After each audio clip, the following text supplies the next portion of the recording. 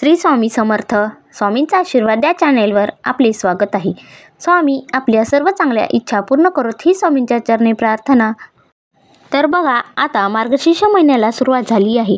मार्गशीर्ष महिना हा श्रीकृष्ण यांचा सर्वात आवडता महिना आहे. या महिन्यात रोज गीतेचे पठण करावे. दररोज गीतेचा एक तरी अध्याय वाचावा. भगवान विष्णू यांची पूजा करून त्यांना तुळशीची पाने अर्पण करावीत. त्याचबरोबर श्रीकृष्ण यांचा ओम नमो भगवते वासुदेवाय नमः या मंत्राचा जप करावा.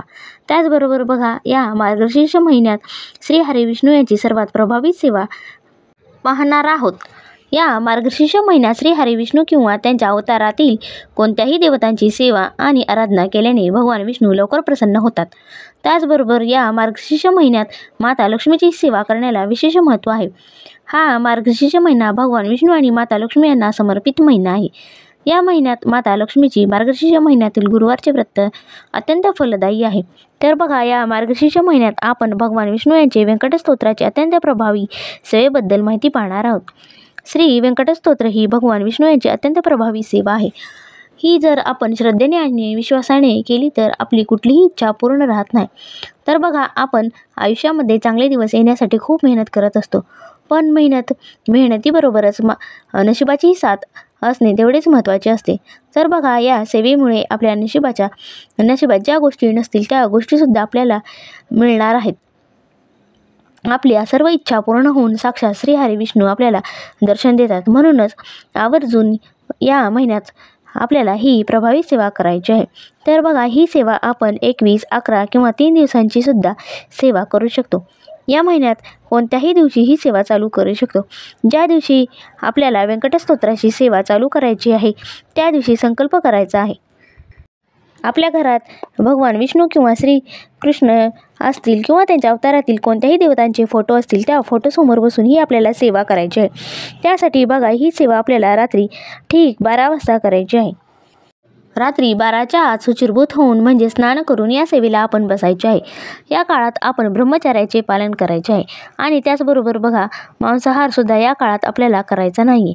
जितक्या दिवसांची तुम्हाला सेवा करायची आहे त्या दिवसांचा संकल्प करून आपण त्या दिवसांपर्यंत नियम पाळायचे आहेत. तर बघा, व्यंकट स्तोत्राचे पठण करताना विष्णू यांच्या फोटोसमोर एक तुपाचा दिवा लावायचा आहे. धूप अगरबत्ती लावायची आहे. रोज रात्री या स्तोत्राचे आपल्याला पठण करायचे आहे. दररोज आपल्याला एकाच जागेवर बसून या स्तोत्राचे पठण करायचे आहे. तर म्हणजे बघा, पहिल्या दिवशी तुम्ही ज्या जागेवर बसून हे स्तोत्र वाचले आहे त्या जागेवर बसून हे स्तोत्र तुम्हाला वाचायचे आहे. दररोज पूर्वेकडे तोंड करून निळ्या आसनावर बसून मांडी घालून हे स्तोत्र आपल्याला वाचायचे आहे. एकाग्रतेने इकडे तिकडे न पाहता आपल्याला हे स्तोत्र वाचायचे आहे. त्याचबरोबर बघा, दररोज एकमंडल म्हणजेच 21 वेळा हे स्तोत्र आपल्याला वाचायचे. जितक्या दिवसांचा तुम्ही संकल्प केला आहे तितके दिवस दररोज 21 वेळा हे व्यंकट स्तोत्र आपल्याला वाचायचे आहे. तर बघा, अशा प्रकारे आपल्याला दररोज ही व्यंकट स्तोत्राची प्रभावी सेवा करायची आहे. ही सेवा भगवान विष्णू यांची अत्यंत प्रभावी सेवा आहे. आपली कुठलीही इच्छा असो, या व्यंकट स्तोत्राच्या वाचनाने 1001% ती इच्छा पूर्ण होते.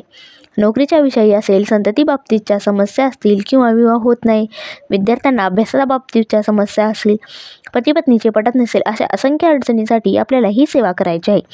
तर बघा, ही सेवा केल्याने नक्कीच भगवान विष्णू प्रसन्न होतात आणि जी काही आपली इच्छा आहे ती पूर्ण होते.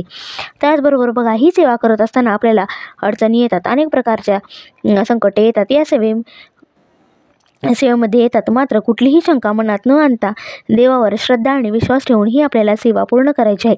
21 दिवसात तुमची कुठलीही इच्छा पूर्ण होते. तर बघा, असे अनेक लोकांचे अनुभव आहेत. म्हणूनच बघा, या मार्गशीर्ष महिन्यात तुम्ही ही भगवान विष्णू यांची प्रभावी सेवा तुम्हाला करायची आहे. तर बघा, आजच्या व्हिडिओमधील माहिती तुम्हाला कशी वाटली ही नक्की कमेंट करून सांगा व आपल्या स्वामींचा आशीर्वाद या चॅनलला सबस्क्राईब करा. श्री स्वामी समर्थ.